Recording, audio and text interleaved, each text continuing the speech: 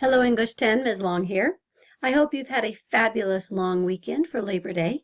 This is a particularly good weekend to have. We've gotten into school, had a couple weeks to kind of get into a groove, and now a chance to kind of step back and regroup a little bit. So I hope it went well for you. So this is the video that is for Unit 1, Session 2. This is the beginning of the unit on literature and literary devices with the choice novel that you're reading.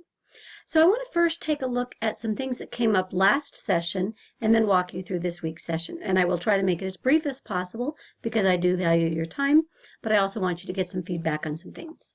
So take a look at a few housekeeping items first. First of all, you will have Edgenuity content each week, and there will be a corresponding Schoology assignment. And I'm looking for just a very brief response from you just so I can cross-check and make sure I've transferred all the grades. But a simple comment from you like, I did the assignment, or hey, I'm great, I did the assignment, or I didn't like this assignment, I didn't understand. It's a chance for you to give me some feedback. Questions you have, comments you have, it makes it a little bit more interactive than Edgenuity is by nature.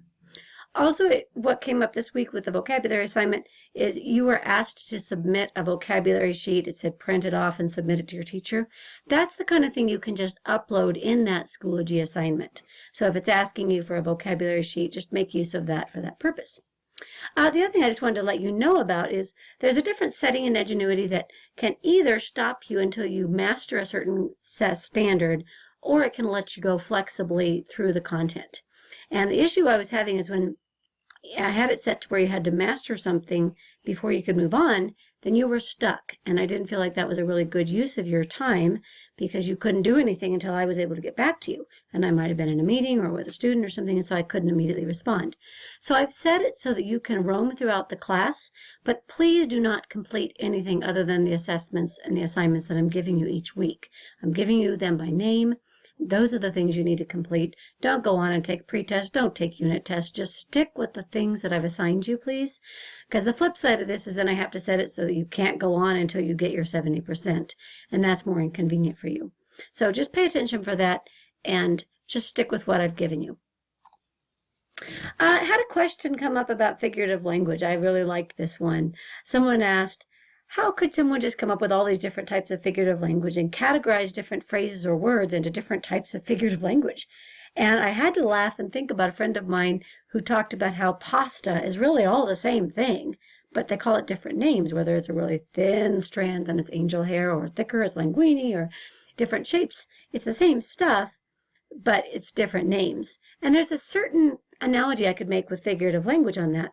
Figurative language is anything that you shouldn't take exactly by dictionary definition. In other words, it means something more than what the dictionary is presenting. But there's a point in categorizing it according to its differences. Similes are comparisons that do use the words like or as. You can look at a symbol as something that is almost metaphoric or an analogy, but it's not used in the same way as an actual metaphor that's used in the text. So it's kind of amazing that someone came up with all these different types of figurative language, but just the thing to remember is that anything that is taken beyond the dictionary definition, that's what figurative language has in common. Everything that's figurative language goes beyond the dictionary definitions of the words. So keep that in mind as you're working through the different types. Someone else asked the question, how does the mood of a story affect the reader? And the mood, you'll recall, is different from the tone because the tone is the author's attitude and the mood is what your reader feels. So the author might be sarcastic, but the reader might feel uneasy. The author might be skeptical, but the reader sitting back on, wait a minute, what's about to happen? Waiting for the shoe to fall or something like that. So they're not necessarily the same. Keep those in mind. You'll often see that mood, that feeling that you have as a reader created by the setting. Ghost stories wouldn't have any effect at 6 o'clock in the morning with a sunrise. Diction, your word choice, and you guys did a fabulous job with that. Diction will create that mood too. Some words have an eerie quality to them. Foreshadowing might do that. Or the narrator's attitude. The narrator, not necessarily the author, the narrator who's telling the story might create a certain mood for you. And what that does is it prepares you as a reader to know how to interpret things. Someone can say, yeah, I've had a bad day. I've had a bad day. Yeah, it was a bad day. And there's different ways you could interpret the same words. And the mood of the story is allowing you how to interpret it. You do it in conversation, like what I just did with the different ways. You can see, yeah, I had a bad day. You interpret conversation. You interpret the words based on voice tone or some other nonverbal things. Well, in a story, you would interpret what the mood is, what the reader's feeling, or the feeling is what gives you the ability to interpret how that text is running. So if you're feeling that the mood is ominous, it tells you to interpret the rest of the language as potentially dangerous, if that makes sense. So it's really about interpretation. Lastly, someone asked about internal and external conflict, and you'll remember there's 5 main different types of conflict. The only one that's truly internal is this person versus self conflict. The rest are considered outside of oneself, external conflict, but they often cross over. If there's a case of peer pressure, it's going to be an internal conflict as well. If you are dealing with racism, that's a societal issue, you're probably also going to be dealing with someone who's trying to figure out who he is as well.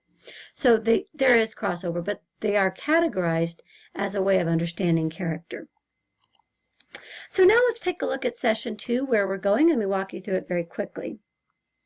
So this here is our basic Unit 2 session plan, the different pages you're going to be going to, and the session plan that gives you kind of a connection, our goals, announcements, and a list of the assignments you'll be completing. You've got a suggested schedule here that takes into account that you've only got 4 days. So basically you have 2 graded assignments plus the continued reading of your book. So if you look at that, it's Edgenuity assignments and a reflective journal, and then the rest of your week will be spent reading your choice novel. I did want to give you a heads up about map testing, especially if you've never done this before, you're new to Jeffco. It's coming this week for many of you and next week for others, and I really appreciate the effort that you give that map test, because that gives me really solid data on each of you. Unlike the CMAS in the park, which I don't get till months later, this I get almost immediately. So I really appreciate you taking that seriously. If you don't know anything about it, take a look at some of these sample questions here. So your first graded assignment this week is Edgenuity, and there's 2 lessons I'd like for you to complete. One is a short story called A Columber, and the other is a poem called Exile. And you'll look at features of setting and irony and foreshadowing and more conflict and theme in these stories here. And as before, you're going to just click into Edgenuity, and you will see Edgenuity show up in your Schoology page. Don't need to log in separately. You can see this is my account here, and I can then go through different students and courses. Mine looks different than yours. Yours should pop up with kind of that welcome screen and the course map and all the stuff you need to do. And just a reminder, please submit something to Schoology to tell me that you completed your Edgenuity work. Give me feedback about what came to mind as you were completing it. But this helps me cross-check to make sure that I don't by chance accidentally neglect to transfer your score. If it's in both places, it's easier to see. Just make sure I don't forget you. So, appreciate you doing that. When you're done with Edgenuity, I'd like for you to complete this week's weekly journal opportunity to practice a reading strategy by also delving into some personal connections. When we read, we make connections text to text. These 2 books are alike. Text to self. Wow, this reminds me of my life when, or text to world, like this is just what's happening in Liberia right now. So you're going to focus on text connections to yourself and how you've connected as a person to something in your book. It might be you relate to the characters. It might be that you relate to the setting. You used to live there. It might be that an event twist in the plot reminds you of something you did when you were a child.